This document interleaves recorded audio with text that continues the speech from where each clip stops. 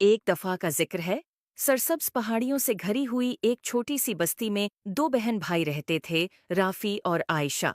राफी, बड़ा भाई, अपनी चालाकी के लिए मशहूर था, मगर वो अक्सर अपनी चालाकी को शरारतों के लिए इस्तेमाल करता था।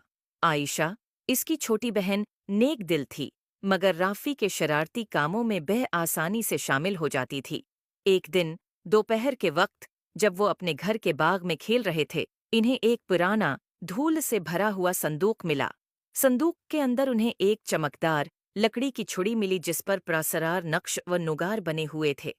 तजस्सुस से भरे हुए वो छुड़ी को अपनी दादी जहरा के पास ले गए। दादी जहरा की आंखें छुड़ी को देखकर पहचान से चमक उठीं। मेरे प्यारे बच्चों, ये एक जादुई छुड़ी है, उन्होंने वजाहत की। ये ख्वाहिशात पूरी कर सकती है, मगर याद रखो, इसे अक्लमंदी और नेकी के साथ इस्तेमाल करना चाहिए। अगर उसे खुद गर्जी या बेवकूफ़ी से इस्तेमाल किया गया तो ये मुश्किलात पैदा कर सकती है।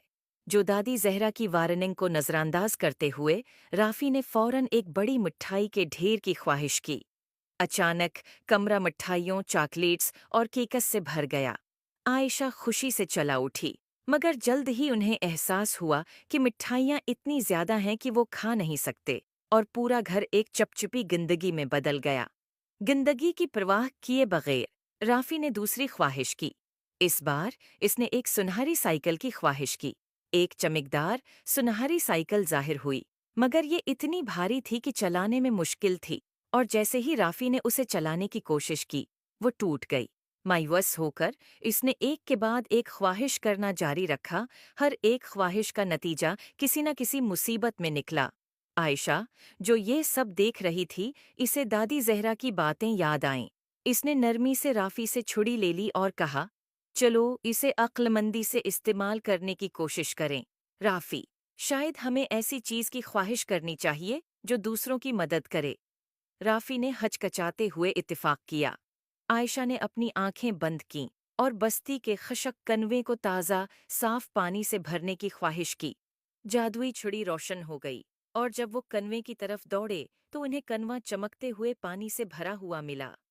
देहाती खुशी से झूम उठे और राफी और आयशा का शुक्रिया अदा करने लगे। उन्होंने जो खुशी बस्ती को पहुंचाई, उसको देखकर राफी ने जादुई छुड़ी की हकीकी ताकत को समझा। इसने अपनी पछली बेवकूफ़ियों के लिए आयशा और दादी जहरा से माजरत की। इस दिन के बाद राफी और आयशा ने जादुई छुड़ी को सिर्फ नेक कामों के लिए इस्तेमाल किया, जिससे उनकी बस्ती खुशहाल हो गई। किसी नन्मा अखलाक, इस कहानी से सीखने को मिलता है कि ताकत और वसाइल को अक्लमंदी और नेकी के साथ इस्तेमाल करना चाहिए। खुद गर्जी या बेवकूफ़ाना अमल मुसीबत ला सकते हैं, मगर जब उन्हें दूसरों की मदद के लिए इस्तेमाल किया जाए तो वो खुशी और खुशहाली ला सकते हैं। उम्मीद है आपको स्टोरी